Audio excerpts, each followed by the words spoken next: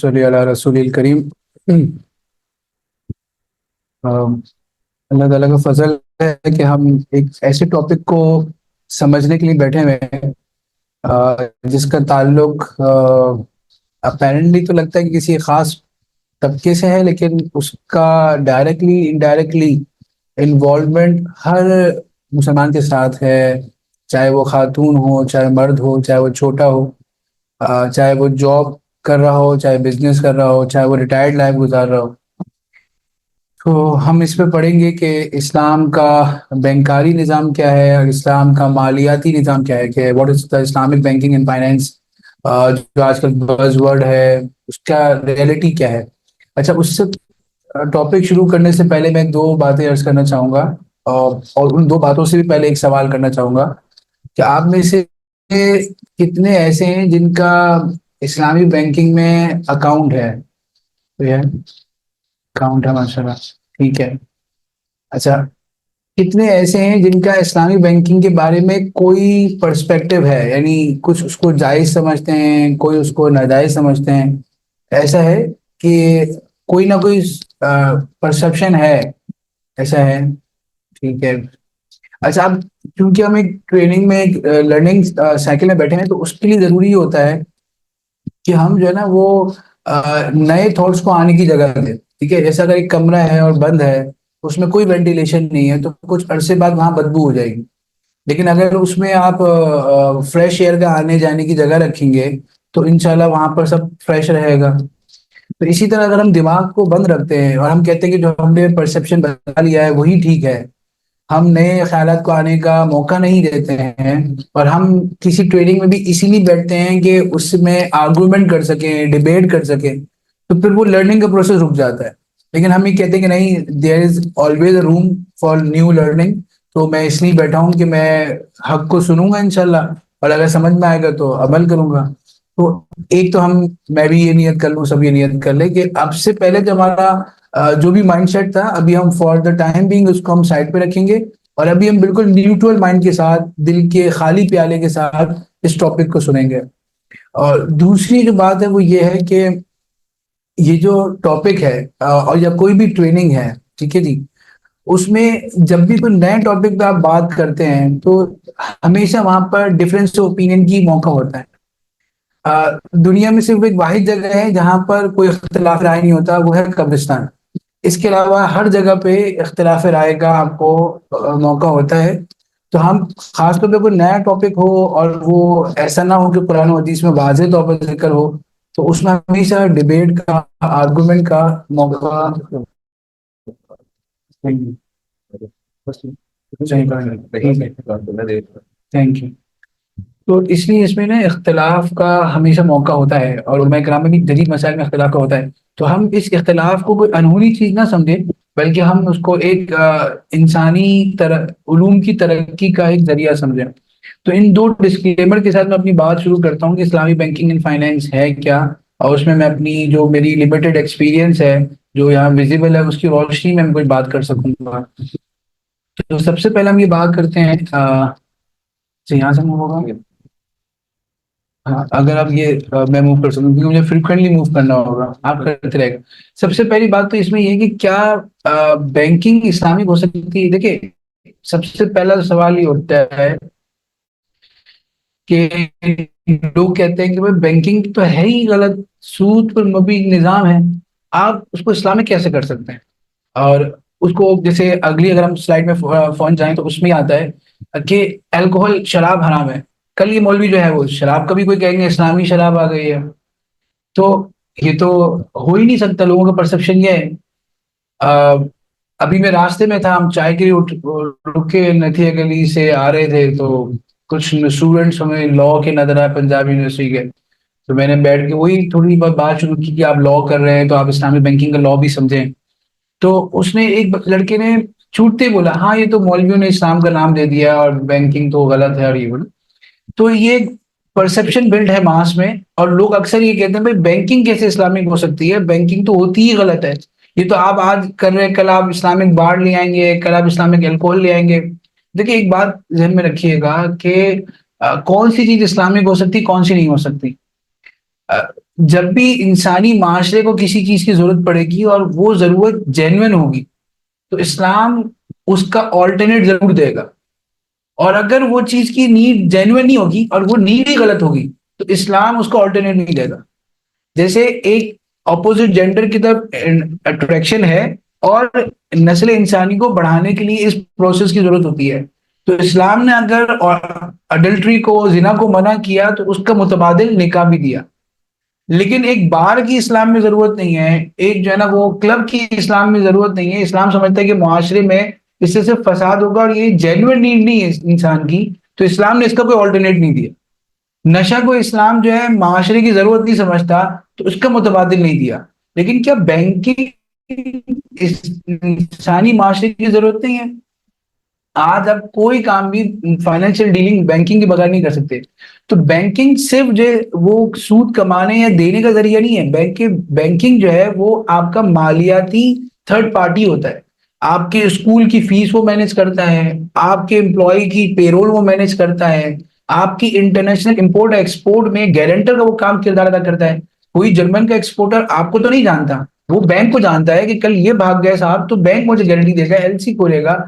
اسی طرح بینک جو ہے وہ بہت سے لوگوں کے پاس سرپلس مال ہوتا ہے, وہ ان میں رکھوا دیتے ہیں. بہت سے لوگوں کو بزنس آئیڈیا آتا ہے لیکن ان کے پاس پیسہ نہیں ہوتا تو بینک سے لیتے ہیں. تو بینک ایک ایسی معاشی ضرورت ہے جو انسانی معاشرے کی حقیقی نیڈ ہے.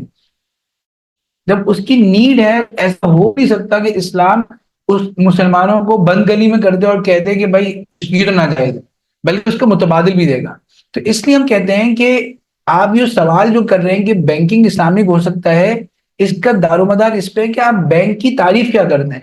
اگر آپ بینک کی تعریف کرتے ہیں کہ لینڈنگ اینڈ بورنگ یعنی ایک قرض دینے والا ادارہ ہے جو سود پہ قرضہ دیتا ہے اور لوگوں سے سود پہ قرضے لیتا ہے, تو اس تعریف کے مطابق تو بینکنگ کبھی بھی اسلامک نہیں ہو سکتی, کیونکہ نہ سود پہ قرض دینا اسلام میں پسندیدہ ہے نہ لینا پسندیدہ ہے. لیکن اگر آپ تعریف کرتے ہیں بینکنگ کی فائنینشیل انٹرمیڈیشن یعنی ایسا ادارہ جو مالیاتی دو بندوں کے درمیان واسطے کا کردار ادا کرے اور وہ ٹریڈ بھی کرے یعنی کاروبار کرے, تو یہ ہر ادارے کی طرح اسلامک ہو سکتے. تو لوگوں کے ذہن میں جو بینکنگ کے بارے میں پرسپشن ہے نا, وہ پچھلے ایک دو صدی سے جو بینک کام کرتے آ رہے ہیں وہ یہی کرتے آ رہے ہیں کہ سود پہ قرضے دیتے اور لیتے ہیں. تو لوگوں کا پرسپشن بن گیا کہ بینک صرف یہی کر سکتا ہے, حالانکہ آگے ہم دیکھیں گے کہ بینک اس کے علاوہ بہت کچھ کر سکتا ہے اور اسلامک بینک اس کے علاوہ ہی کچھ کر رہا ہوتا ہے.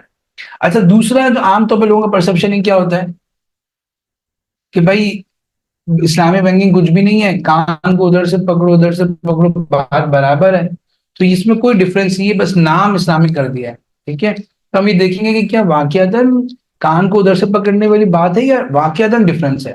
تو آج کے لرننگ آبجیکٹو یہ ہے کہ ہم اس سیشن کے اینڈ میں آپ سب لوگوں کو کلیئر ہونا چاہیے کہ کیا ڈفرینس ہے. ٹھیک ہے جی, اور اگر آخر تک آپ لوگوں کو نہیں سمجھ میں آئے کہ کیا ڈفرینس ہے تو آپ کا ویلڈ کوشچن ہوگا کہ آپ سوال کریں. ٹھیک ہے جی, تو ہمارا ایک ہی آبجیکٹو ہے آج کے سیشن کا, ہم سمجھیں کہ اسلامی بینکنگ اور کنونشنل بینکنگ میں کیا بڑا فرق ہے.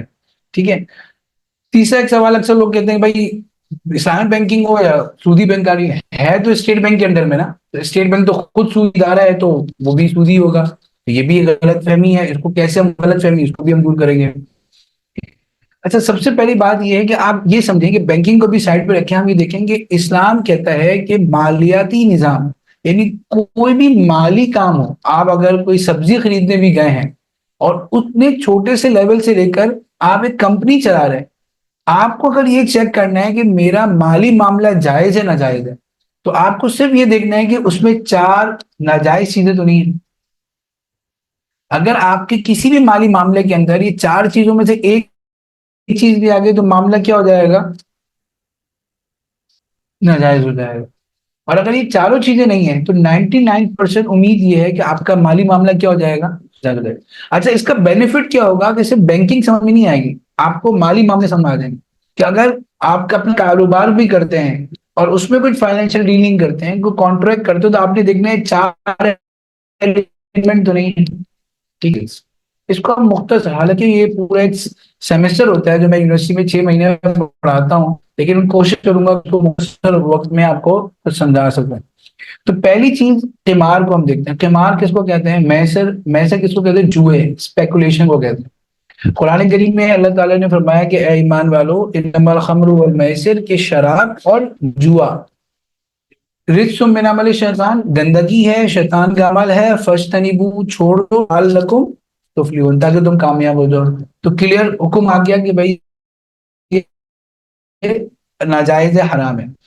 اب یہ اسپیکولیشن کہتے ہیں، یسر کا مطلب یہ ہوتا ہے کوئی چیز بھی آسانی سے ہو جائے۔ اب آسانی سے ہونے والی ہر چیز جوا ہوگی؟ نہیں، بلکہ اس کا اسلام میں مطلب یہ ہے ایکٹ آف بیٹنگ۔ بیٹنگ کا مطلب کہ آپ جو ہے وہ کیا کر رہے ہیں، ایک جوا کر رہے ہیں، ایک آپ جو ہے سٹا کر رہے ہیں، اور جس کے اندر جو بڑی اہم بات یہ ہے کہ کوئی ریئل بزنس ایکٹیویٹی نہیں ہو رہی، صرف یہ باتوں پہ چل رہی ہے۔ اچھا، اب اس کو سمجھنے کے لیے ضروری ہے کہ جوا کی چار چیزیں، چار نشانیاں ہیں۔ اگر کسی کے اندر یہ چار نشانیاں پائی جائیں گی تو ہم کہیں گے یہ کام جوا ہے اور یہ کام ناجائز ہے۔ اچھا، ہم نیچے سے شروع کرتے ہیں۔ سب سے آسان نشانی جوا کو سمجھنے کی اسلام میں یہ ہے کہ وہ زیرو سم گیم ہوگا۔ زیرو سم گیم کا مطلب کیا ہے؟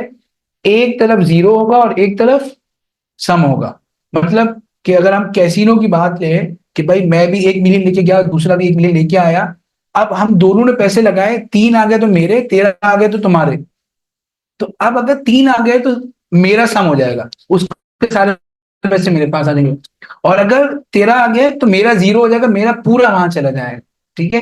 تو کوئی بھی ایسی بزنس ایکٹیویٹی ہو جس کے اندر ون سائیڈڈ فائدہ ہو، یعنی at the end of the day کسی ایک کو پورا مل جائے گا اور کسی ایک کو کچھ بھی نہیں ملے گا، تو اس کو اسلام کیا کہتا ہے؟ جوا ہے۔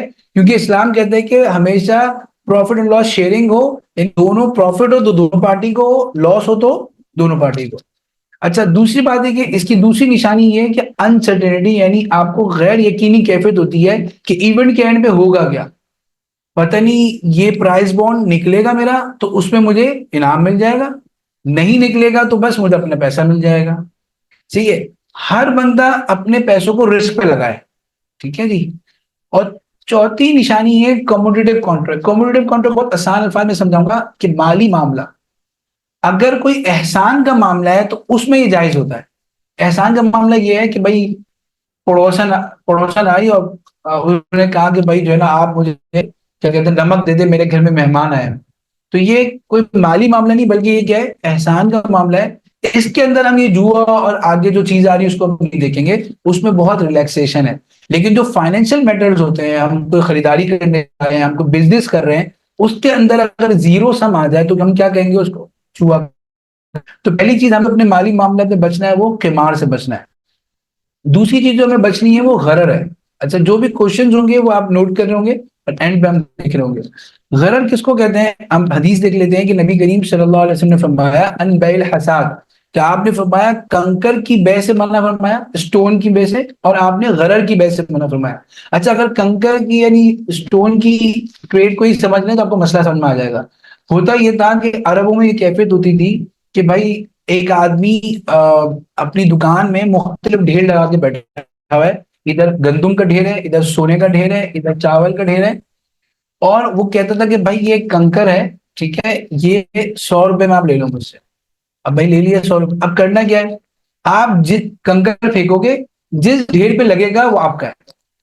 تو اب کیا ہے اس میں یہ ہوتا تھا کہ انسرٹینٹی ہوتی تھی کہ میری کمیونٹی کیا ہے، میں کیا خرید رہا ہوں۔ صحیح؟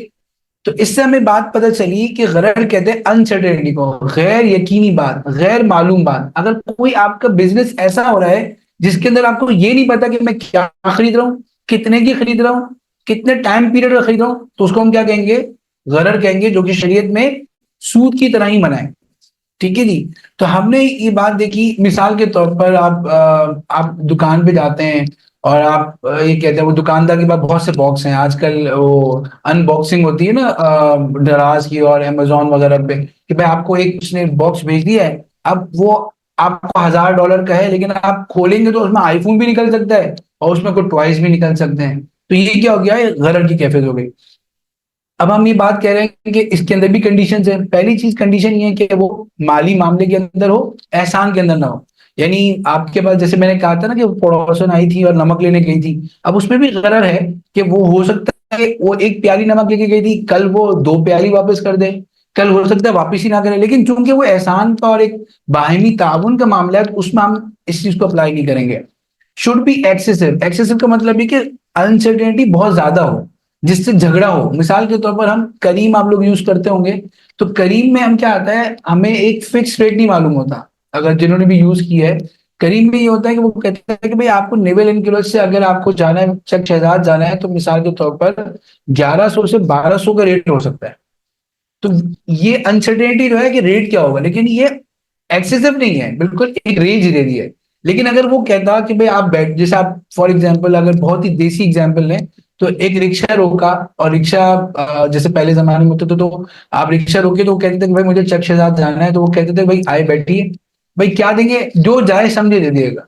अब ये क्या हो गया, गरर हो गया, क्योंकि वहां उतरने के बाद हो सकता है वो 1500 मांग रहे हो और आप 500 दे रहे हो। ठीक है जी। तो जहां एक्सेसिव गरर होगा वो मामला क्या हो जाएगा, नाजायज हो जाएगा। और आखिर में हमने बात की कि जो असली मामला उसके अंदर गरर नहीं होना चाहिए, यानी आपका जो मेन कंपोनेंट है बेय और शरा के अंदर, उसके अंदर गैर यकीनी कैफियत नहीं होनी चाहिए। तो ये भी बहुत मुख्तसर सा टॉपिक था कि आपकी जो बिजनेस मामला है वो बिल्कुल क्लियर होना चाहिए, उसमें एम्बिग्यूटी या गैर यकीनी या इबहम नहीं होना चाहिए। अच्छा, तीसरा टॉपिक भी बहुत आसान है, वो ये है कि नाजायज बै नहीं होनी चाहिए। बै नाजायज क्या होती है, यानी नाजायज खरीदो फरोख्त नहीं होनी चाहिए। वो क्या होनी चाहिए, जो भी चीज आप बेच रहे हैं उसके अंदर तीन शर्तें जरूरी हैं। पहली शर्त क्या लिखी है कि वो चीज दुनिया में मौजूद हो। दूसरी शर्त ये कि वो आपकी मिल्कियत में हो। तीसरी शर्त ये है कि वो आपके कब्जे में हो। अब अगर मैं इसकी आसान सी एग्जांपल दूं, तो बड़ी आसान सी मिसाल रियल एस्टेट की है। रियल एस्टेट में ये है कि भाई नेवर एनकरेज में एक घर बन रहा है, ठीक है जी, और वहां पर वो जो घर बन रहा है वो मैंने किसी से अभी खरीदा। अच्छा, घर बन रहा है, उसका सेकंड फ्लोर भी बन रहा है, थर्ड फ्लोर भी बन रहा है, जो भी। अब अगर वो घर अभी मेरे ऑफर एक्सेप्टेंस में डॉक्यूमेंट में नाम पे आ गया, लेकिन अभी मेरे पोजीशन में नहीं आया, बिकॉज मैंने उसकी किस्तें पूरी नहीं दी हैं, उन्होंने मुझे चाबी हवाले नहीं किया है। अब एक और बंदा मेरे पास आता है, वो कहता है आपने कितने का खरीदा, मैंने कहा मैंने 10 करोड़ का खरीदा है। वो कहता है मुझे बहुत अच्छा लग रहा है, मैं आपसे 15 में लेने को तैयार हूं। तो अभी आप उसको नहीं बेच सकते, बिकॉज वो आपके पोजीशन में नहीं आया। ठीक है। इसी तरह अगर आपने मिसाल के तौर पर जर्मनी से माल इंपोर्ट किया है और अभी वो रास्ते में है, और उसके रास्ते का फ्रेट जो है वो जो सप्लायर है वो दे रहा है, आपके कब्जे में नहीं आया है, तो अभी आपके पास कोई बंदा आके कहता है कि आपने जर्मनी से जो मशीनरी मंगाई है मुझे बहुत अच्छी लग रही है, आप मुझे बेच दें, तो जब तक आपके पास पोर्ट पे आगे आपका कब्जा ना आ जाए, आप उस आगे नहीं बेच सकते। उसमें डिटेल्स है, लेकिन मुख्तसर बात यह है। तो अगर कोई बिजनेस मामला आप ऐसे कर रहे हैं जिसको खरीद कब्जे में आए बगैर आप बेच रहे हैं, तो वो भी क्या हो जाएगा, नाजायज हो जाएगा। अच्छा, ये सारी बातें मैं आपको क्यों बता रहा हूँ, इसलिए बता रहा हूँ कि जो नॉर्मल बैंकिंग होती है, जो सूदी बैंकिंग है, आमतौर पर लोग उसको सूदी बैंकिंग कहते हैं। हालांकि हम कहते हैं कि उस बैंकिंग के अंदर सिर्फ सूद नहीं है। देखिए, अभी तक तो मैंने सूद पे कोई बात ही नहीं की आपसे। उन सब उनमें ये बातें भी हैं, उसमें गरर भी है, उसमें जो है ना वो तिमार भी है, उसमें कब्जे से पहले खरीदो फरोख्त भी है, वो सारी चीजें पाई जाती हैं। तो उनसे हमने बचना है। फिर चौथी चीज आती है रिबा। ठीक है, सूद। तो चूंकि ये बहुत अहम है और 90% उस बैंकिंग के अंदर सूद पाया जाता है, तो इसलिए हम थोड़ा सूद को समझ लेते हैं, सूद कहते हैं किसको है, क्योंकि इसके बारे में भी लोग सवाल रोज कर रहे होते हैं कि सूद, ये मामला सूद है, तो एक दफा सूद को थोड़ा समझ लें। तो मैं चाहूंगा कि अब यहाँ पर थोड़ी सी एनर्जी और लगाकर आप सूद को एक दफा अच्छी तरह समझ लें, और मैं आपको डायरेक्ट कुरान करीम से सूद समझाने की कोशिश करूंगा, बजाय इसके कि मैं अपना या किसी आलिम का ओपिनियन दूं। तो पहले तो हम देखते हैं कि सूद कितना सख्त वईद है। हर मुसलमान को मालूम है कि अल्लाह ताला ने कुरान और हदीस में सूद को बहुत सख्ती से मना फरमाया है। मैं सिर्फ कुछ आयतों की तरफ इशारा करूंगा कि अल्लाह ताला ने यहूद के इस एतराज पर, कि यहूद ने कहा था कि हम तो लाडली कौम है, हम तो 70,000 अंबिया कराम की औलाद में से हैं, तो हमें क्यों हलाक किया, हमसे क्यों नबूवत छीन ली, और बनी इसराइल के बजाय बनी इस्माइल में जो है ना हुजूर अकरम सल्लल्लाहु अलैहि वसल्लम तशरीफ लाए। तो अल्लाह ताला ने जहां उन पर बहुत सारे उनकी खराबियां बयान की, वहां फरमाया वअख़ज़िहिम रिबा, इसलिए कि तुम जो है सूद लेते हो। तो इससे मालूम हुआ कि सिर्फ इस्लाम में सूद मना नहीं, बल्कि हर इस आसमानी दीन में सूद मना है। दूसरा फरमाया कि अल्लाह ताला सूद को मिटाते हैं और सदकात को बढ़ाते हैं। यानी अगर कोई कारोबार सूद पे हो रहा होगा, कोई घर सूद पे चल रहा होगा, कोई कौम सूद पे चल रही होगी, तो वो कभी भी तरक्की نہیں کرے گی۔ پھر اس کے بعد آپ صلی اللہ علیہ وسلم نے فرمایا کہ 7 وہ گناہ جو انسان کو ہلاک کر دیتے ان سے بچو۔ ان کے اندر بھی آپ صلی اللہ علیہ وسلم نے چوتھے نمبر پہ سود کو ذکر کیا۔ پھر آپ یہ حضرت جابر رضی اللہ عنہ سے روایت ہے کہ نبی کریم صلی اللہ علیہ وسلم نے لعنت فرمائی ہے سود کھانے والے پر، سود کھلانے والے پر، سود کو ڈاکومنٹ کرنے والے پر، اور سود کا گواہ بننے والے پر۔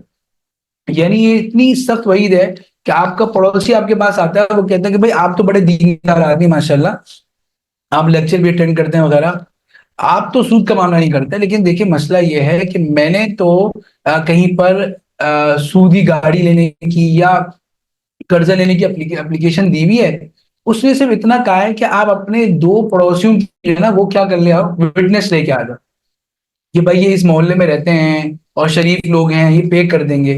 تو آپ کو کوئی سودی معاملہ نہیں کرنا، لیکن آپ نے کیا کرنا ہے، میرے بینکنگ ڈاکومنٹ پہ ایز اے وٹنس سائن کرنا ہے۔ تو آپ اس کو یہ حدیث سنائیں گے کہ نبی کریم صلی اللہ علیہ وسلم نے صرف سود کھانے والے پہ لعنت نہیں فرمائی، بلکہ سود کے معاملے پر گواہ بننے والے پر بھی لعنت فرمائی ہے، اور فرمایا ہم سوا کہ برابر میں گناہ کے شریک ہیں۔ کیوں؟ کہ دہشت گرد بھی مجرم ہوتا ہے اور دہشت گرد کا سہولت کار بھی مجرم ہوتا ہے، ٹھیک ہے جی؟ تو جو گواہ بن رہا ہے وہ بھی سہولت کار بن رہا ہے۔ تو اتنا سب اسلام سینسیٹیو ہے سود کے بارے میں۔ اچھا، اب میرے وہی بات آ جاتی ہے کہ سود ہے کیا؟ تو آج ہم کوشش کرتے ہیں کہ قرآن کریم سے ڈائریکٹ سود کو سمجھتے ہیں، اور اس کے لیے ہمیں ایک چیز کرنی پڑے گی، انلرن واٹ وی ہیو لرن، کہ آج تک ہم نے سود کے بارے میں جو کچھ سمجھا نا، تھوڑی دیر کے لیے ہم کیا کریں، اس کو سائڈ پہ کر دیں، اور ہم سمجھیں گے ہم پہلی دفعہ سود کا ورڈ سن رہے ہیں۔ ٹھیک ہے، آپ ایگری کر رہے ہیں؟ صحیح جی، آپ نے اس سے پہلے سود کا لفظ نہیں سنا، ٹھیک ہے جی؟ اچھا، اب ہم کیا کرتے ہیں، تو ہم یہ دیکھتے ہیں کہ قرآن کریم کی ایک آیت ہے سورہ بقرہ، اور اس میں اللہ تعالیٰ فرما رہے ہیں کہ اے ایمان والو اتقوا اللہ، اللہ سے ڈرو، ٹھیک ہے؟ اللہ سے ڈرنا چاہیے۔ وَذَرُوا مَا بَقِیَ مِنَ الرِّبَا، اور جو کچھ سود تمہارے پاس ہے وہ کیا کر دو، چھوڑ دو۔ بھائی چھوڑ دیا، لیکن سود ہے کیا ابھی تک نہیں سمجھ میں آیا، ٹھیک ہے جی؟ ان کنتم مومنین، اگر تم مومن ہو، ٹھیک ہے اللہ ہم مومن ہیں، ہم سود کو چھوڑنے کو تیار ہے، لیکن بتائیں تو صحیح کہ سود ہے کیا؟ چلے ہم آگے دیکھتے ہیں۔ فَإِن لَمْ تَفْعَلُوا، اگر تم سود کو نہیں چھوڑتے، فَأَذَنُوا بِحَرْبٍ مِّنَ اللَّهِ وَرَسُولِهِ، تو اللہ اس کے رسول سے جنگ کے لیے تیار ہو جاؤ۔ یہ بھی بہت سخت وعید ہے، لیکن اللہ تعالیٰ ہم نے چھوڑ دیا، لیکن ہے کیا سود وہ ابھی تک نہیں پتا چلا، ٹھیک ہے؟ Are you with me? ابھی تک نہیں پتا چلا میں، ٹھیک ہے؟ آگے فرمایا وَإِن تُبْتُمْ، اگر تم توبہ کر لیتے ہو، سود چھوڑ دیتے ہو، تو فَلَكُمْ رُءُوسُ أَمْوَالِكُمْ، تو تمہیں پرنسپل اماؤنٹ مل جائے گی، یعنی تمہیں جو اصل سرمایہ ہے وہ مل جائے گا، وہ تمہارے لیے جائز ہے۔ تو اس سے ہمیں ایک تھوڑا سا اشارہ ملا کہ سود جو ہوتا ہے وہ اصل سرمایہ میں نہیں ہوتا، بلکہ اصل سرمایہ سے اوپر کی چیز کا نام ہے۔ یہ سمجھ میں آ رہا ہے؟ تھوڑا اشارہ مل رہا ہے، اس لیے میں نے ہیڈنگ کیا ڈالی ہے کہ سود کس کو کہتے ہیں، جو اصل سرمایہ سے اوپر ہے۔ یعنی میں نے 100 روپے دیے آپ کو، اور میں نے کہا کہ کل آپ مجھے 110 روپے دیجیے گا، تو اس کا مطلب ہے کہ 100 روپے سود نہیں ہے، اور 10 روپے جو ہے وہ کیا ہوگا، سود ہوگا۔ تو نہیں، اتنی بات تو میں کلیئر ہوگی، لیکن ابھی بھی پوری ڈیفینیشن نہیں آئی ہے، بس اتنا پتہ چلا ہے کہ جو اصل سرمایہ سے اوپر ہوتا ہے وہ سود ہوتا ہے۔ لیکن سوال ہے کہ اصل سرمایہ سے اوپر تو بہت ساری صورتوں میں ہوتا ہے، تجارت تو ہوتی ہے اصل سرمایہ سے اوپر ہے، کہ اگر میں جتنے کا مال لیا ہے اتنے کے آگے بھیج دوں تو پھر تو کوئی تجارت کا فائدہ ہی نہیں ہے۔ تجارت تو ہوتی ہے کہ 100 روپے کا چیز لے کر 110 میں بھیج دی، تو کیا وہ جو تجارت میں بھی ایکسس اماؤنٹ لیتا ہوں وہ بھی سود ہوتا ہے؟ تو یہ سوال ہمارے ذہن میں آیا، ہم نے کہا چلے آگے پڑھتے ہیں قرآن کریم میں۔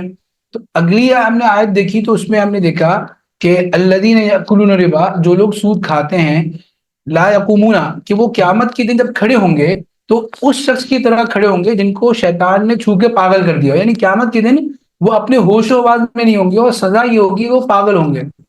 تو ایسا کیوں؟ وہ تو دنیا میں تھے، بڑے پروفیسر تھے، بڑے سمجھدار تھے، بڑے سیاستدان تھے، کیا وجہ تھی کیوں آخرت میں پاگل ہوں گے؟ وہ اللہ تعالیٰ فرماتے ہیں کہ اس لیے ذالک بانہم، یہ سزا ان کو اس لیے ملی، قالوا انما البیع مثل الربا، کہ وہ کہا کرتے تھے کہ جو تجارت ہوتی ہے وہ بھی تو سود کی طرح ہوتی ہے۔ یعنی وہ کہا کرتے تھے کہ اگر ہم تجارت کرتے ہیں، 100 روپے کی کوئی چیز لے کر ہم بیچتے ہیں 110 میں، تو کیا ہوتا ہے وہ حلال ہو جاتی ہے۔ تو اگر 100 روپے میں کسی کو دیتا ہوں اور وہ مجھے 110 روپے دیتا ہے، جب بھی تو 110 ہی آئے، تو بہت آر سیم. تو اس کا مطلب ہے کہ جب آپ تجارت کو حلال کرتے ہیں تو آپ اس قرضے کے اوپر جو آپ اضافی رقم لے رہے ہیں وہ بھی کیا ہونا چاہیے؟ حلال ہونی چاہیے. ان کا آرگومنٹ یہ تھا. ٹھیک ہے. تو اللہ تعالیٰ نے فرمایا کہ تم آرگومنٹ کر رہے ہو، لیکن میں تمہارے آرگومنٹ کا جواب نہیں دوں گا، میں حاکم الحاکمین ہوں، میں فیصلہ سناؤں گا. میں نے کیا فیصلہ سنایا؟ وَأَحَلَّ اللَّهُ الْبَيْعَ وَحَرَّمَ الرِّبَا، کہ میں نے تجارت کو حلال قرار دیا ہے اور میں نے سود کو کیا کام کیا ہے؟ حرام. تو اس سے ہمیں معلوم ہو گیا کہ جو ایکسس ریٹرن تجارت پہ آ رہا ہے وہ کیا ہے؟ حلال ہے. اب اس کے علاوہ کیا بچا؟ اس کے علاوہ صرف ایک ہی چیز بچی، لون. ٹھیک ہے. کہ آپ کسی کو قرضہ دے رہے ہیں اور اضافی رقم لے رہے ہیں. تو ہمیں قرآن کریم سے یہ ڈیفینیشن معلوم ہوئی کہ آپ کسی کو قرضہ دیتے ہیں اور اس سے اضافی رقم لیتے ہیں تو وہ سود ہوتا ہے. اب ہم یہ سوچیں گے یار یہ تو ہم نے خود ایکسرسائز کی ہے، مے بی ہم نے غلط بات نتیجہ نکالا ہو.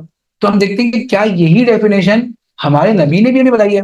تو ہم دیکھتے ہیں کہ حدیث میں آتا ہے، علی رضی اللہ عنہ سے روایت ہے کہ نبی کریم صلی اللہ علیہ وسلم نے فرمایا کلو قرض جر منفعتا فهو ربا، کہ ہر وہ قرضہ جو اپنے ساتھ اضافی رقم کھینچ کے لائے وہ کیا ہے؟ سود ہے.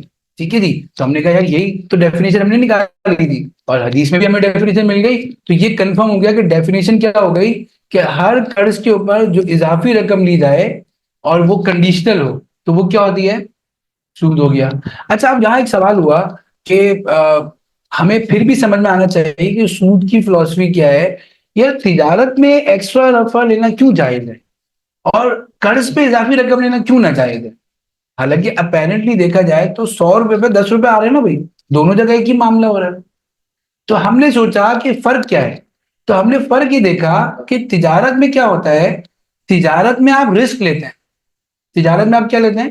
رسک. رسک کیا لیتے ہیں کہ بھائی ہم ایک مال منگایا، راستے میں ڈوب بھی سکتا ہے، میری کمپنی میں آیا وہاں پر آگ بھی لگ سکتی ہے، میں نے 100 روپے کا مال منگایا تھا اس کی قیمت گر بھی سکتی ہے.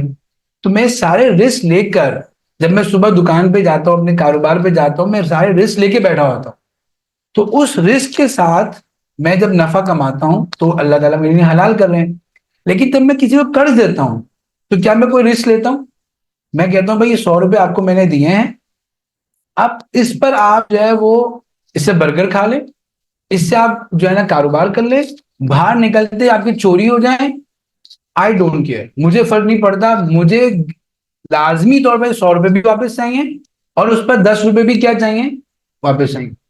تو اس کا مطلب یہ ہوا کہ ایک اصول ہمیں سامنے آیا ہے شریعت کے اندر کہ جس چیز کا آپ رسک نہیں لیتے اس کا نفع بھی آپ کے لیے حلال نہیں ہوتا. یہ سمجھنا اس لیے ضروری ہے کہ یہ ایک بنیادی لائن ہے اسلامی بینکنگ اور غیر سودی بینکاری کے اندر، کہ اسلامی بینکاری کے اندر جتنے بھی معاملات ہوتے ہیں اس کا رسک اسلامی بینک لیتا ہے اور جو سودی بینکاری میں جتنے معاملات ہوتے ہیں اس کا رسک کسٹمر لیتا ہے. ٹھیک ہے جی. اس لیے ہم دیکھتے ہیں کہ اگر ہم آگے کی طرف جائیں تھوڑا سا ہم یہ فرق کی طرف آ جائیں تو اسلامی بینکاری میں جو بھی معاملہ ہوتا ہے وہ ان 4 صورتوں میں ہوتا ہے. یعنی وہ سود قرض تو نہیں دے سکتے. دیکھیں آپ یو بی ایل کے پاس جائیں، ایچ بی ایل کے پاس جائیں جو سودی بینک ہیں، آپ ان کے پاس کوئی بھی نیڈ لے کے جائیں گے نا، مجھے کاروبار کرنا ہے، مجھے اپنی بیٹی کی شادی کرنی ہے، مجھے گاڑی لینی ہے، ان کے پاس ہر مسئلے کا ایک حل ہے، آپ ہم سے پیسے لیں اور اس پر اس پرسنٹیج پہ آپ ہمیں ریٹرن کر دیں. ٹھیک ہے. اگر وہ گاڑی بھی دیتے ہیں تو اصل پیسہ ہوتا ہے. ٹھیک ہے. اس لیے اگر گاڑی آپ کی تباہ بھی ہو جائے تو وہ کہتے ہیں ہم نے تو آپ کو پیسہ دیا تھا، آپ ہمیں کیا کریں گے؟ واپس کریں گے. تو وہ رسک نہیں لیتے اور وہ کنڈیشنل آپ کو لون دے دیتے ہیں. لیکن اسلامی بینک کے پاس آپ جائیں گے تو وہ کبھی بھی آپ کو لون نہیں دے گا کیونکہ وہ اس پر ریٹرن نہیں لے سکتا. وہ آپ کی نیڈ دیکھے گا کہ آپ کو ضرورت کیا ہے اور اس کی ضرورت کو سامنے رکھتے ہوئے ان 4 کاموں میں سے ایک کام کرے گا. پہلا کام کیا ہے؟ یا تو آپ کے ساتھ پارٹنرشپ کرے گا پروفٹ اور لاس پہ، یعنی مشارکہ پہ یا مضاربہ پہ کام کرے گا. اب اس کے اندر بھی آپ دیکھیں رسک آ گیا نا کہ بھائی عزیر صاحب آپ کو اپنے کاروبار چلانے کے لیے 1 ملین کی ضرورت ہے. ٹھیک ہے. آپ بھی 1 ملین لگائیں، میں بھی لگاتا ہوں 1 ملین اور آپ کام کریں، جو پروفٹ آئے گا 50-50 کر لیں، لاس آئے گا 50-50 کر لیں گے. تو اس میں بھی آپ نے دیکھا رسک لیتا ہے، وہ رسک لیا اس نے کہ نہیں لیا؟ لیا. دوسرا ہے ٹریڈ بیس. بھائی ایک کمپنی کا مالک جاتا ہے وہ کہتا ہے کہ بھائی مجھے اپنی کمپنی کے لیے ایک مشینری منگانی ہے، یا اپنے گھر کے لیے مجھے جو ہے نا وہ ریتی بجری منگانی، تو کنونشن بینک کہے گا یہ لیجیے، آپ کو 1 لاکھ روپے چاہیے، یہ پیسے لیجیے، اب اس سے آپ کچھ بھی کیجیے، مجھے آپ کیا کر دے گا، 13% چل رہا ہے اس پہ آپ ریٹرن دے دے گا۔ اسلامی بینک کہے گا نہیں، وہ پیسے نہیں دوں گا، آپ کو مشین منگانی ہے نا، میں آپ کو فرانس سے وہ مشین منگا کے دوں گا، خود منگاؤں گا میں، اور وہ میرے پوزیشن میں ہوگی، ٹھیک ہے جی، تو میرا رسک آئے گا، پھر جب پاکستان آ جائے گی تو میں آپ کو نفے پہ بیچ دوں، ٹھیک ہے جی۔ تو اب کیا ہوا، یہ ٹریڈ ہو گیا جس کے اندر میں نے مرابہ، مساومہ، سلم ایسے لکھ دیا، یہ سارے موڈس ہیں جو ہم مہینوں میں پڑھاتے ہیں، مختصر بتا رہا ہوں۔ تیسرا طریقہ یہ ہے کہ رینٹل، کہ اسلامی بینک کے پاس آپ گئے، آپ نے کہا مجھے گاڑی چاہیے، تو کنونشن بینک ہوتا تو وہ کہتا کہ بھائی آپ مجھ سے گاڑی لے رہے ہیں لیکن اصل تو پیسہ ہے، اور جو ہے نا آپ نے اگر 40 لاکھ کی گاڑی لی ہے تو آپ نے مجھے 50 لاکھ واپس کر دینا، سمپل۔ اسلامی بینک یہ نہیں کرے گا کہ 40 لاکھ آپ کو دے گا، بولے گا کون سی گاڑی لینی ہے، آپ نے کہا مجھے یارس لینی ہے فار ایگزامپل، تو وہ کہے گا ٹھیک ہے میں ٹویوٹا سے یارس خود خرید دوں گا اور آپ کو کرائے پہ دے دوں گا، آپ کتنے عرصے میں پے کریں گے، آپ کہیں گے میں 7 سال میں پے کروں گا، تو وہ آپ کو بریک اپ کر کے دے گا 7 سال میں کیا آپ کی اماؤنٹ اور پروفٹ، مثال کے طور پہ 40 لاکھ کی گاڑی لی ہے، 50 لاکھ میں نے واپس لینے ہیں، تو 50 لاکھ کو 7 سال میں ڈیوائڈ کرے گا اور اتنا کرایہ ہر مہینہ آپ سے وصول کرتا رہے گا۔ جب 7 سال میں آپ کو کرایہ وصول ہو جائے گا تو وہ کہے گا بھائی آپ نے تو ماشاءاللہ کرایہ کی صورت میں مجھے اصل سرمایہ بھی دے دیا اور نفع بھی دے دیا ہے، اب میں آپ کو گاڑی کیا کر رہا ہوں، گفٹ کر رہا ہوں، تو وہ آپ کو گفٹ کر دے گا گاڑی، تو یہ رینٹل ہو گیا۔ اب یہ جو مسئلہ فرق کیا ہے، یہ جو 7 سال تھے اس کے اندر گاڑی کو اگر اللہ نہ کرے ایکسیڈنٹ ہو جاتا تو رسک کس کا تھا، اسلامی بینک کا تھا، کنونشن میں ایسا نہیں تھا، تو چونکہ اسلامی بینک نے رسک لیا ہے اس لیے اس کی نفع کیا ہو گیا ہے، حلال ہو گیا۔ تو آپ یہ دیکھیں گے خلاصہ یہ ہے کہ سود سے بچنے کی کوئی بھی ترکیب اختیار کی جائے، اس کا لٹمس ٹیسٹ کیا ہے، اس کا ایک جملے میں ایک عام آدمی کیسے چیک کرے کہ اس میں سود ہے کہ نہیں، وہ ایک چیز ٹیسٹ کرے، اس کے اندر رسک ہے کہ نہیں، اگر پیسے دینے والے کا رسک اس میں ہے تو یہ سود سے پاک ٹرانزیکشن ہے، اگر اس کا رسک نہیں ہے تو یہ سود سے پاک ٹرانزیکشن نہیں ہے، ٹھیک ہے جی۔ ویسے تو اس کے بہت ڈیٹیل انالیسس ہوتا ہے لیکن ایک عام آدمی کیسے ٹیسٹ کرے گا اس کا میں نے آپ کو خلاصہ بتا دیا۔ جیسے ہم یہ کنونشن لیز اور عام بینک سے آپ گاڑی لے اور ایک اسلامی بینک سے گاڑی لے جس کو اجارہ ہم کہتے ہیں، اس کے اندر میں نے فرق لکھے ہیں، آپ صرف ایک فرق کو دیکھ لیں، ٹھیک ہے جی، کہ in case of total loss of asset, کہ گاڑی جا رہی بالکل صحیح جا رہے تھے، کوئی بندہ رانگ وے پہ آ رہا تھا، اس نے اتنی بری طرح گاڑی کو ہٹ کیا کہ گاڑی بالکل تباہ ہو گئی، ٹھیک ہے جی۔ اب کنونشنل بینک ہوگا وہ کہے گا کہ آپ مجھے جو ہے وہ کیا کرتے رہے، قسطیں دیتے رہے، میں نے تو آپ کو پیسے دیے تھے۔ اسلامک بینک ہوگا تو وہ کیا کہے گا، بولے گا جب آپ گاڑی یوز ہی نہیں کر سکتے تو آپ مجھے کرایہ بھی نہیں۔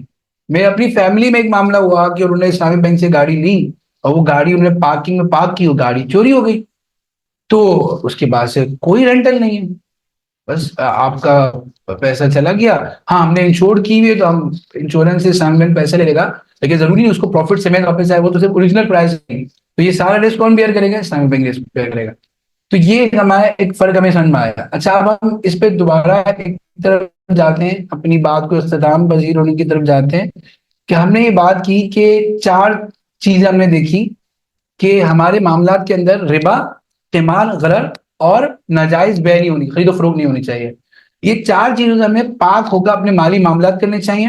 اب سوال یہ ہوتا ہے کہ سود پہ بہت بحث ہے کہ سود ہے کیا، اور ہمارا جو بینکاری نظام ہے کیا یہ سود پہ ہے کہ نہیں ہے، یہ بحث بہت سالوں سے ہمارے ملک میں چل رہی ہے، ٹھیک ہے جی، لیکن اب اس بحث کو ختم ہونا چاہیے، کیونکہ ہمارے ملک کا جو سب سے سپریم شریعہ کا ادارہ ہے فیڈرل شریعت کورٹ، اس نے اپریل 28 کو 2022 کو 318 پیجز پہ ایک ڈیٹیل اپنا ورڈک دیا ہے، جس کے اندر اس نے بتایا ہے کہ بھائی سود حرام ہے اور سود کی کیا تعریف ہے، اور اس نے کہا ہے کہ ہم نے پورے پاکستان سے 5 سال میں سود کو ایلیمینیٹ کرنا ہے، اور جو بینک اسلامی جو کنونشن بینک جو پیسہ لیتے ہیں وہ کیا ہے، سود ہے، اور جو اسلامی بینک کام کر رہے ہیں وہ اس ربا فری کام کر رہے ہیں۔ تو ایک طرح سے ہمارے ملک میں اجماع ہو گیا ہے، اور اس میں بہت سارے علماء کرام کا اس پہ اوپینین کیا تھا، انہوں نے بینکرز کو بلایا، علماء کرام سے دارالفتاؤں سے فتوی لیے، اور اس کے بعد بہت ڈیٹیل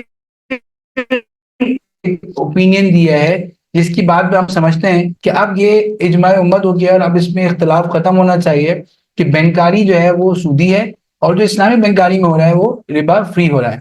اب اس کے بعد جو ہے نا اس نے پورے حکومت کو 5 سال دیے ہیں، جو کہ 2027 میں ختم ہو رہے ہیں، اور اس میں یہی بات نظر آ رہی ہے کہ اب سب سیریس ہو کے اس پہ کام کر رہے ہیں کہ ہمارے ملک سے انٹرسٹ ختم ہو جائے۔ اچھا، اب میں کچھ چیزوں پر فیکٹس اینڈ فیگر پہ آگے اپنی بات ختم کروں گا۔ اچھا، ایک چیز اور بات ہوئی کہ اسی بات کو دوسرے انداز سے سمجھا رہا ہوں کہ کنونشنل بینک کیا کرتا ہے، صرف پیسہ دیتا ہے۔ اسلامی بینک کیا کرتا ہے، وہ پیسہ نہیں دیتا بلکہ وہ کیا کرتا ہے، چیزیں دیتا ہے یا سروسز دیتا ہے، اور اس کے بدلے میں پیسہ لیتا ہے۔ اس کی عملی آپ کو میں ایک دلیل دے رہا ہوں۔ دیکھیں، ہر مالی ادارہ جو ہوتا ہے، فائنینشیل انسٹیٹیوشن جو لسٹڈ ہوتا ہے، وہ اپنی فائنینشیل اسٹیٹمنٹ ایشو کرتا ہے، پبلک ہوتی ہے اور اس کی ویب سائٹ پہ ہوتی ہے، آپ سب لوگ جانتے ہیں، آڈیٹڈ ہوتی ہے۔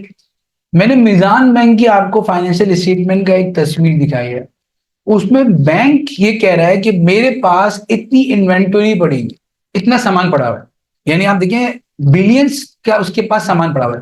اب آپ سوچیں کہ کوئی بینک کے پاس سامان کیوں پڑا ہوگا؟ بینک، آپ نے کبھی دیکھا کہ بینک میں گئے ہو تو وہاں سامان پڑا ہو؟ بینک، اس کا مطلب ہے کہ کنونشنل بینک سے پیسہ دیتا ہے، اور اسلامک بینک واقعتاً تجارت کرتا ہے کہ یہ سارا سامان اس نے خریدا تھا اور اس نے پھر بیچا تھا۔ اس لیے جب سال اینڈ ہوا تو اس کی بیلنس شیٹ میں ابھی بھی بلینز کا مال پڑا ہوا ہے، ٹھیک ہے۔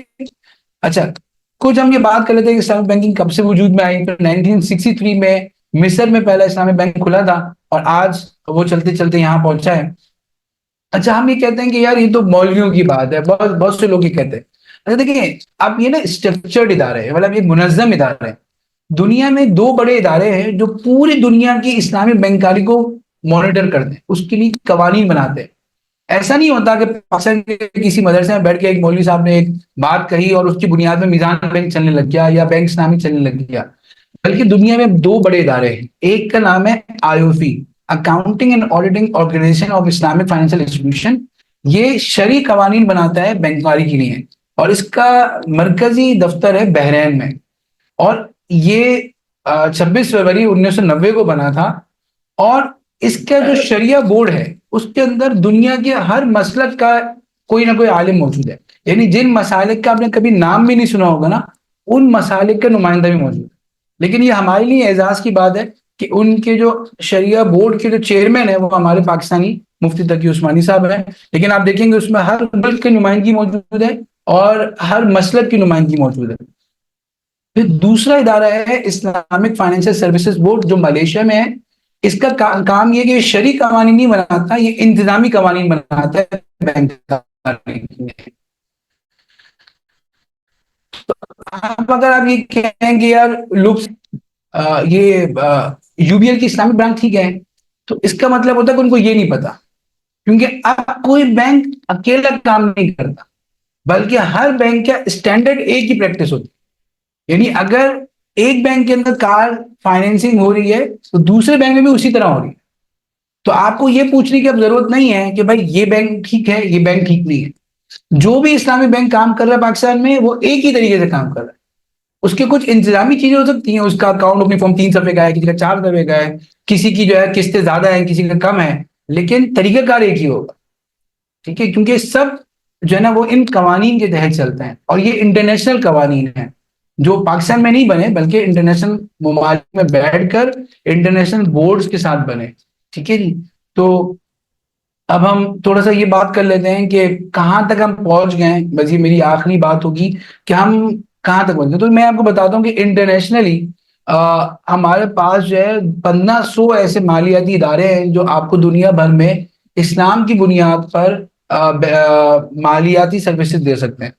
اچھا، ہمارے پاس دنیا میں اس وقت، یعنی یہ اگر ہم 2020 کی بات ہے، ابھی بھی 4 سال اور گزر گئے، 1170 ایسے مفتیان موجود ہیں جو مالی معاملات کو جانتے بھی ہیں اور اس کی ایکسپرٹیز بھی رکھتے ہیں۔ تو یہ کسی ایک عالم کی بات نہیں ہے، اس میں 1100 علماء کرام کی مشترکہ کاوشوں سے کام ہوا ہے۔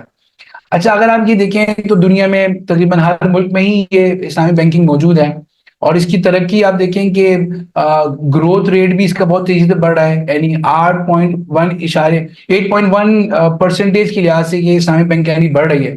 اچھا، کتنے ممالک میں آ گئی آپ کے سامنے؟ دنیا میں دو بڑے ممالک جن میں 100% پیور سنی ملک ہے، ایک پیور شیعہ ملک ہے۔ تو اگر آپ کہیں تو اسلامی بینکاری کے اندر شیعہ سنی کا اختلاف بھی ختم ہو جاتا ہے، ٹھیک ہے جی۔ ویسے تو ہر جگہ پھٹے ہوتے ہیں لیکن اسلامی بینکاری میں نہیں ہے، ٹھیک ہے جی۔ اس کے بعد سعودی عرب ہے، برونائی ہے، کویت ہے، ملیشیا ہے، اور ایک آپ آگے جا کے دیکھیں تو پاکستان کا بھی اس میں نام آ رہا ہے۔ اچھا، اسلامی بینکاری پاکستان میں کہاں پہنچ گئی، تھوڑا سا ہم دیکھ لیتے ہیں۔ یہ میں نے آپ کو بڑی کچھ فیکٹس اینڈ فیگر ہے لیکن مختصر بتاتا ہوں کہ اسلامی بینکنگ بلیٹن ایک 3 مہینے کا ایک رسالہ نکلتا ہے اسٹیٹ بینک کی طرف، آپ حضرات پڑھیں تو اس میں آپ کو بہت معلومات ملے گی۔ اس کی میں نے ایک پکچر بتائی ہے کہ سپٹمبر 23 میں اسلامی بینکاری 20% تک پہنچ چکی ہے، یعنی پاکستان میں 20% کیا ہو رہا ہے، بینکنگ اسلامک بنیادوں پر ہو رہی ہے۔ اس کے بعد ہم دیکھتے ہیں کہ کتنی برانچز ہیں، 4,500 سے زیادہ برانچز ہمارے پاس اسلامک کھل چکی ہیں، اور ونڈوز جو ہے وہ 1,400 سے زیادہ کھل چکی ہیں۔ 22 ایسے بینک ہے پاکستان میں جو اسلامی طور پر آپ کو بینکاری کی سہولت دے سکتے ہیں، ٹھیک ہے جی۔ اچھا، یہ ہم بات کرتے ہیں کہ ان اسلامی اصولوں کے مطابق شیئرز بھی اویلیبل ہیں۔ یہ میں آپ کو بتا رہا ہوں ایس سی پی کا بالکل کرنٹ مارکیٹ بتا رہا ہوں کہ پاکستان اسٹاک ایکسچینج میں جتنے بھی شیئرز خرید و فروخت ہو رہے ہیں ان میں 66% جو ہے وہ اسلامی بنیادوں پر ہو رہے ہیں۔ تو ان میں یہ چاروں چیزوں کا خیال رکھا جا رہا ہے، ٹھیک ہے جی۔ انشورنس جو ناجائز ہے اس کا متبادل تکافل موجود ہے، اور 11% جو پاکستان میں انشورنس ہوتی ہے وہ اسلامی بنیادوں پر ہو رہی ہے۔ پھر اس کے بعد ہمارے پاس 149 ایسے شریعہ ایڈوائزر موجود ہیں جو حکومت سے منظور شدہ ہیں، جو آپ کے مالی معاملات کو اسلام کے مطابق کر سکتے ہیں۔ اچھا، پھر اس کے بعد ہم یہ دیکھتے ہیں کہ شیئرز پہ کچھ یہ مزید ڈیٹا ہے جو ہم اس پہ ڈسکس نہیں کر رہے۔ ایک اور بڑی انٹرسٹنگ چیز یہ کہ ہم کہتے ہیں کہ بینکنگ میں تو ہم پیچھے ہیں، لیکن ایک ہوتا ہے پینشن فنڈز۔ جیسے آپ نے اگر بہت سے لوگ ہوتے ہیں جو سرکاری اداروں سے ریٹائر ہوتے ہیں تو ان کو پینشن ملتی ہے، ٹھیک ہے جی۔ تو اس میں آپشن یہ ہوتا ہے کہ آپ یہ پینشن سرکاری ادارے میں رکھنے کے بجائے آپ کسی مالیاتی ادارے میں انویسٹ کر دیں، تو اس کے پاس کیا ہوتا ہے، پینشن فنڈ کہلاتا ہے۔ یہ اے ایم سیز ہوتی ہیں، بہت سارے قومی بچت والے ادارے ہوتے ہیں، اور بہت سے ایسے۔ تو پاکستان میں جتنی بھی پینشن فنڈز ہیں ان میں سے 65% اسلامک ہیں، یعنی ایک آدمی یہ نہیں کہہ سکتا کہ میری پینشن مل رہی ہے میں کیا کروں بھائی، مجھے سود پہ مل رہی ہے، نہیں، اسلامی بنیادوں پہ پینشن رکھنے کا اور اس پہ نفع کمانے کا نہ صرف سسٹم موجود ہے بلکہ وہ 65% پورے جتنی بھی پینشن ہے، یعنی اگر فار ایگزامپل پورے پاکستان میں جتنے بھی امپلائیز ہیں ان کو 100 روپے پینشن ملتی ہے تو آج 65 روپے جو ہے وہ اسلام کی بنیاد پہ مل رہے ہیں، یعنی آپ اس کو انویسٹ کر سکتے ہیں۔ پھر اس کے بعد ہاؤس فائنینسنگ یعنی قرضہ جو لیا جاتا ہے، تو پاکستان میں جتنا بھی لوگ گھر کے لیے قرضہ لے رہے ہیں تو 59% اسلامی بنیادوں پر ہو رہا ہے، 41% غیر اسلامی بنیادوں پر ہو رہا ہے، سودی بنیادوں پر ہو رہا ہے۔ جتنی بھی گاڑیاں کرائے پہ لیز پہ لی جاتی ہیں وہ 38% اسلامک ہو رہی ہے۔ میں اس لیے بتانا چاہ رہا ہوں آپ لوگوں کو کہ ہمیں سمجھتے ہیں کہ ابھی ہم بہت ابتدائی سطح پر ہیں، نہیں، ہم بہت بڑی مارکیٹ کو کیپچر کر چکے ہیں اور اسلامی بینکاری بہت آگے بڑھ چکی ہے۔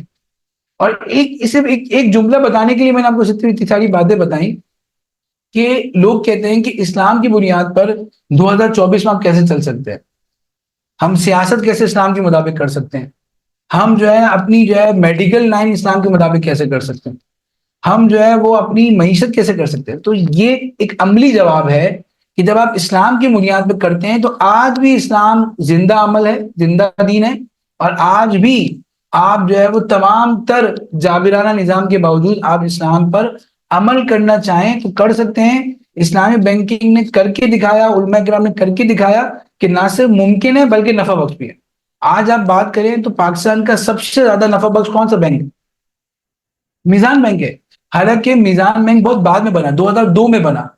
وہ بینک بھی پاکستان میں جو 150 سال سے چل رہے ہیں، ان سے بھی نفع میں کون آگے بڑھ گیا ہے، جس کو بنے ہوئے 22 سال ہوئے، ٹھیک ہے۔ تو جب آپ اسلام کی بنیاد پہ چلتے ہیں تو اللہ تعالیٰ کو برکت دیتے ہیں۔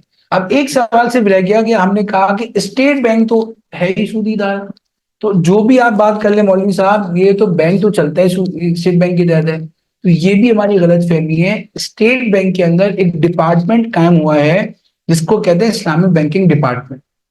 وہ اسٹیٹ بینک کا ایک ادارہ ہے، اور جتنے بھی اسلامی بینک ہوتے ہیں ان کی قوانین بھی الگ ہیں، ان کے معاملات بھی الگ ہیں، ان کا ڈپارٹمنٹ بھی الگ ہے. تو اسٹیٹ بینک کے جو عام قوانین ہوتے ہیں وہ اسلامی بینک پہ اپلائی نہیں ہوتے، بلکہ اسلامی بینک کے نہیں قوانین ان کے کیا ہوتے ہیں، ڈفرینٹ ہوتے ہیں. ٹھیک ہے جی. تو وہ اس کا ڈپارٹمنٹ موجود ہے، آپ کراچی میں موجود ہے، آپ خود جا کے ہی دیکھ سکتے ہیں، اس کی ویب سائٹ موجود ہے. اس کے سارے قوانین اسٹیٹ بینک کی ویب سائٹ پہ موجود ہیں.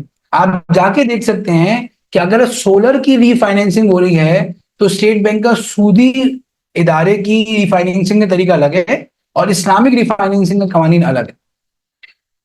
اچھا، اب آخری بات یہ کہ اسلامک بینک اسٹیٹ بینک نے اپنا 5 سال کا 2 دفعہ پلان دیا، ایک 2021 میں دیا اور ایک ابھی اس سال دیا. 2021 میں اسٹیٹ بینک یہ کہتا ہے کہ میں 25 تک 30% لے جانا چاہتا ہوں. یعنی اسٹیٹ بینک کہہ رہا ہے کہ اسلامک بینکنگ کو میں 2025 میں کہاں لے جاؤں گا، 30%. آج ہم کہاں پہ، 20%. لیکن اسٹیٹ بینک نے اپنا ایک ویژن دیا جو اس کی ویب سائٹ میں موجود ہے. یہ ہے ایس بی پی کا ویژن 2028. 2028 میں پورے ملک کی بینکنگ کو کہاں دیکھتا ہوں. تو اس نے ایک چوتھا گول یہ بتایا کہ میں دیکھتا ہوں کہ میرے بینکنگ کا سارا نظام اسلامک ہو جائے. یہ اسٹیٹ بینک آفیشلی کہہ رہا ہے. ٹھیک ہے جی. تو اب ہم یہ دیکھیں، ہمیں آج سے اپنی دعاؤں میں بھی اضافہ کرنا ہے کہ یار اگر ایک ملک میں ایک اچھی بات کی ہوا چلی بھی ہے تو چاہے اس کی نیت اچھی ہے، پیچھے جو بھی ہے، ہم اس میں کیا کریں، اپنی دعاؤں کے ذریعے کر سکتے. دوسرا جو میں اکثر لوگوں کو کہتا ہوں کہ آج سے 20 سال پہلے اگر یہ سیشن ہو رہا ہوتا تو آپ ہمیں کہتے ہیں کہ آپ نے بہت اچھی اچھی باتیں بتائی لیکن عملاً میں پیسے کہاں لگا. تو میرے پاس بھی جواب نہ ہوتا، میں کہتا ہوں یار کوشش کر لیتے ہیں کچھ. لیکن آج اس کا جواب مختلف ہے. آج اگر کسی کا انتقال ہوتا ہے تو جب قیامت کے دن وہ کھڑا ہوگا تو وہ اس سے پوچھا جائے گا تمہارے پاس اتنے ملین پیسے تھے یا اتنے 100 روپے پیسے تھے، تم نے کیوں سودی بینکوں میں پیسے لگائے، تم نے کیوں سودی طریقے سے لگائے. تو 20 سال پہلے تو شاید وہ کہہ سکتا تھا کہ اللہ کوئی آپشن ہی نہیں تھا میرے پاکستان میں، تو شاید اس کی کچھ نہ کچھ بچت ہو جاتی. لیکن آج ایک خاتون بھی یہ نہیں کہہ سکتی، ایک بچہ بھی یہ نہیں کہہ سکتا، ایک بوڑھا بھی یہ نہیں کہہ سکتا کہ میں نے اپنے پیسے سود پہ کیوں لگائے. کیونکہ کہا جائے گا کہ اس کے اسی پاکستان میں اسلامی نظام میں موجود تھا، تم نے کیوں وہاں پر نہیں لگایا. تو ہم اپنے حصے کی کیا کر سکتے ہیں، شمع جلا سکتے ہیں. تو بس یہاں پر میں اپنی بات کو ختم کروں گا کہ ہم میں ہر شخص نے وہ، میں اکثر وہ شعر بھول جاتا ہوں لیکن آپ کو یاد ہوگا کہ کیا تھا، فراز کا شعر ہے نا، ہاں، شکوہ ظلمت سب سے تو کہیں بہتر تھا اپنے حصے کی شمع جلاتے جاتے. ٹھیک ہے جی. تو اپنے حصے کی ہمیں شمع جلانی ہے، اپنا اویئرنیس دینی ہے، ہم نے اس بات کو آگے دعوت دینی ہے. جزاک اللہ خیر. اگر کوئی کوشچن